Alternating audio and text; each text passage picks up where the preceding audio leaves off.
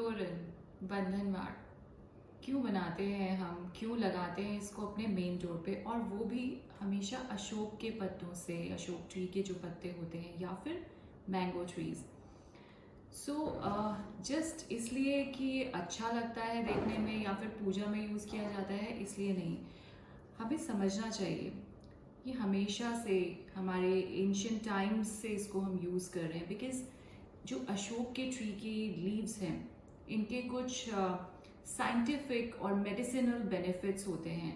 ये नेगेटिविटी को तो रिमूव करता ही है। तो जब हमारे घर में कोई आए, अगर नेगेटिविटी कोई लेकर आ रहा है तो वो नेगेटिविटी को बाहर तक रखे। या फिर अगर हम बात करें तो ये एंटी बैक्टीरियल प्रॉपर्टीज़ होती हैं इसमें।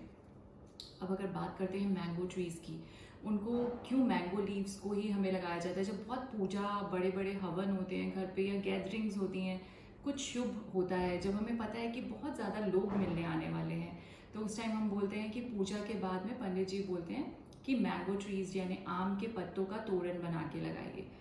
उसका ये अर्थ है कि उसमें भी बहुत ज़्यादा मेडिसिनल इफ़ेक्ट्स हैं, नेगेटिविटी को रखता है दूर, और उसके अलावा जैसे कार्बन डाइऑक्साइड होती है तो उसको रिमूव करता है, उसको रिड्यूस करता है। अब बहुत सारे लोग जब गैदरिंग होती है तो ये होना बहुत हम कहेंगे कि हो सकता है, इसीलिए उस टाइम पे मैंगो लीव्स के तोरण लगाए जाते हैं। तो अशोका ट्रीज के भी तोरण इसीलिए लगते हैं, ना कि सिर्फ और सिर्फ पूजा के लिए। तो इसी तरह सारी चीज़ें जो है, अगर हम बात करें रंगोली, हम दिवाली पे रंगोली बनाते हैं, होली पे भी बनाते हैं, या फिर कोई ऐसी पूजा या कोई स्पेशल डेज पे रंगोली बनती है।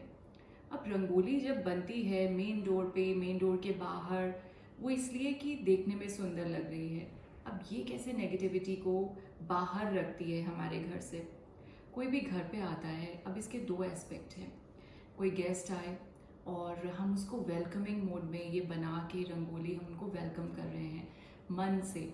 जब वो हमारी रंगोली देखते हैं बहुत खुश हो जाते हैं, राइट।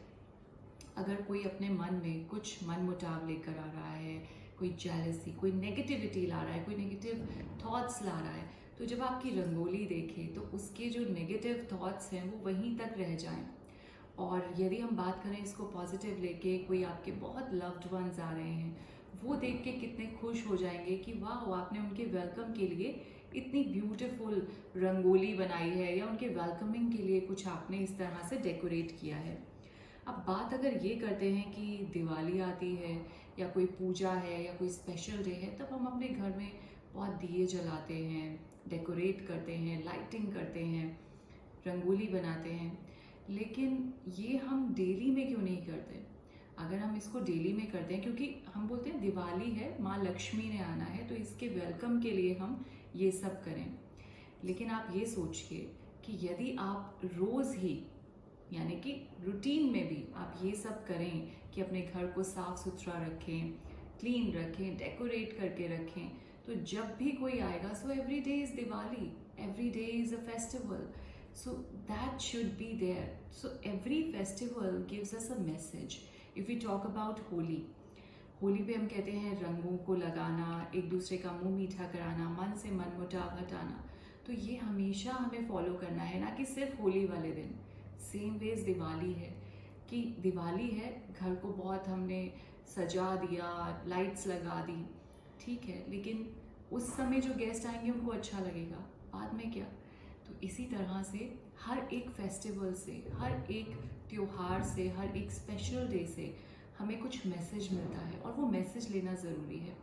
ना कि सिर्फ मिठाई खाई, घर सजाया, एक दूसरे को गिफ्ट्स एक्सचेंज किए और हो गई दिवाली, हो गई होली, हो गई पूजा। नहीं, हर एक चीज़ के पीछे, हर एक फेस्टिवल के पीछे बहुत गहरा एक मतलब, एक मीनिंग छुपा होता है, उसे समझना ज़रूरी है। आंखें बंद करके सिर्फ बड़ों ने कहा है ऐसा करना है तो मत करते जाइए। सो घर से नेगेटिविटी रिमूव करने के लिए, दूर रखने के लिए अशोक के पत्ते, आम के पत्ते, इनका तोरण बना के चेंज करते रहिए पीरियोडिकली, और घर में कैंडल्स ऑन करके रखिए, जब भी कोई आए उसको वेलकम कीजिए। सो ये सब चीज़ें कीजिए, हमेशा पॉजिटिव वाइब्स अराउंड रहेंगी आपके, राइट। सो नमस्कार, thank you so much, have a very best day.